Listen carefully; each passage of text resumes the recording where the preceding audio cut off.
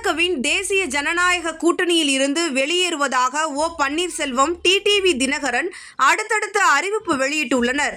இவர்கள் தமிழக வெற்றிக் கழகத்தின் கூட்டணியில் இணைய போகிறார்களோ என்ற கேள்வி எழுந்துள்ளது. பிரதமர் நரேந்திர மோடி சமீபத்தில் தமிழ்நாடு வந்தபோது அவரை சந்திக்க ஓ பன்னீர்செல்வம் அனுமதி கேட்டிருந்தார்.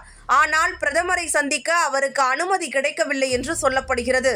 இதன் காரணமாக பல வகையான யூகங்கள் கிளம்பின. இப்படிப்பட்ட நிலையில்தான் பாஜகவின் தேசிய ஜனநாயக கூட்டணியில் இருந்து வெளியேறுவதாக ஓபிஎஸ் அணி அறிவிப்பு வெளியிட்டது.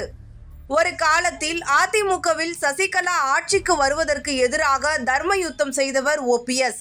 அப்போதிலிருந்தே ஓபிஎஸ் பாஜகவுடன் நெருக்கமாக இருந்ததாக செய்திகள் வந்தன. பாஜக தலைவர்களையும் அவ்வப்போது ஓ பன்னீர்செல்வம் சந்தித்து வந்தார்.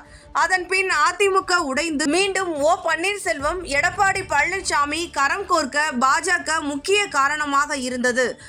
ஓபிஎஸ் மகன் ஓபி ரவீந்திரநாத் நாடாளுமன்றத்திலேயே மோடியை அவ்வப்போது பெரிய அளவில் புகழ்ந்தும் பேசி வந்தார். அதோடு நிற்காமல் மோடி தமிழ்நாடு வரும்போதெல்லாம் ஓபிஎஸ் காத்திருந்து வரவேற்றார். அதன்பின் அதிமுகவில் மீண்டும் பிளவு ஏற்பட்ட பின் எடப்பாடி பழனிசாமி, ஓ பன்னீர்செல்வம் இடையே நீண்ட சட்ட போராட்டம் நடந்தது. இப்படி ஓ பன்னீர்செல்வம் தொடர்ச்சியாக பாஜகவையும் மோடியையும் நம்பியே இருந்தார். இப்படிப்பட்ட நிலையில்தான் அதே பாஜகவுடன் ஓபிஎஸ் கூட்டணியை முறித்துள்ளார். இதற்கு இடையே பாஜக கூட்டணியில் இருந்து விலகுவதாக அமமுக பொதுச் செயலாளர் டிடிவி தினகரன் அறிவிப்பு வெளியிட்டுள்ளார். டிடிவி தினகரன் வெளியிட்டுள்ள அறிவிப்பில், இனியும் காத்திருப்பது சரியல்ல. சிலரின் துரோகத்தால் தான் கட்சி ஆரம்பித்தோம். துரோகம் செய்தவர்கள் திருந்துவார்கள் என்று எதிர்பார்த்தோம். ஆனால் திருந்தவில்லை. அம்மாவின் தொண்டர்கள் ஒன்றிணைவார்கள் என்று எதிர்பார்த்தோம். ஆனால் அதற்கும் சாத்தியம் இல்லை என்று தெரிந்துவிட்டது. இனியும் காத்திருப்பது சரியல்ல. எங்களின் வழியில் செல்கிறோம்.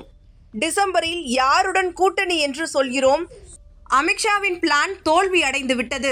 என்டிஏ கூட்டணி தொடர்பாக அமித்ஷா போட்டிருந்த பிளான் தோல்வியில் முடிந்துவிட்டது என்று அமமுக பொதுச் செயலாளர் டிடிவி தினகரன் அறிவித்துள்ளார். இப்படிப்பட்ட நிலையில் 2026 சட்டமன்ற தேர்தலில் தமிழக வெற்றிக் கழகம், ஓபிஎஸ் மற்றும் டிடிவி தினகரனின் அம்மா மக்கள் முன்னேற்ற கழகம் ஆகியவை கூட்டணி அமைக்க அதிக வாய்ப்புள்ளதாக அரசியல் வட்டாரத்தில் பேச்சு எழுந்துள்ளது.